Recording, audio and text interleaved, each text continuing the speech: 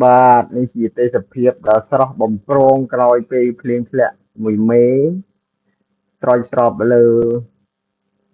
សួនច្បារស្រោចស្រពលើ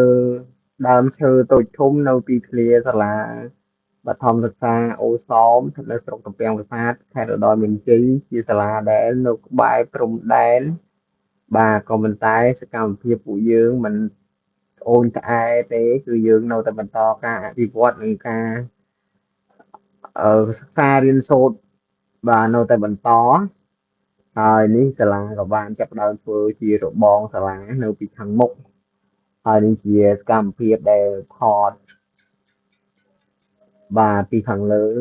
ដើម្បីមើលទេសភាពក្រោយពេលភ្លៀងធ្លាក់បាទគឺមានការរស់រានមានជីវិតបាទអត់ដូចខែប្រាំងទេអត់ដូចខែនេះទេតែខែនេះមើលទៅ